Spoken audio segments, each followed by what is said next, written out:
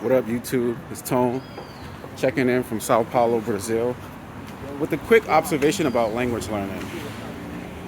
Usually, the conventional wisdom is that immersion is the best way to learn a language. And I'm not here to necessarily agree or disagree with that sentiment. Because right now, here I am in Brazil, and one thing I can tell you is that as someone who has taken a bunch of online classes, taking classes versus being immersed in the language itself by being in the country where it's spoken is like as an athlete going between practice and the game.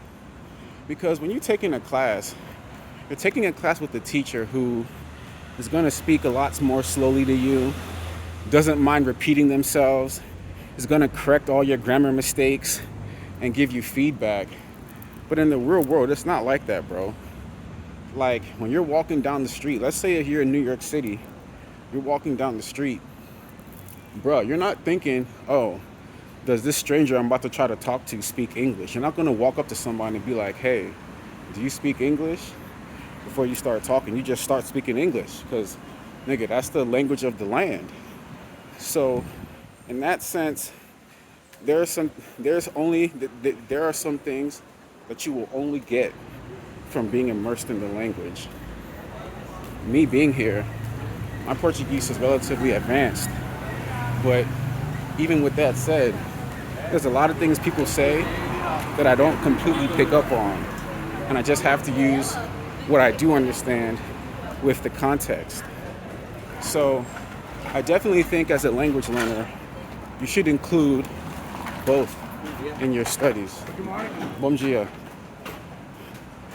So, yeah, man, that was my observation.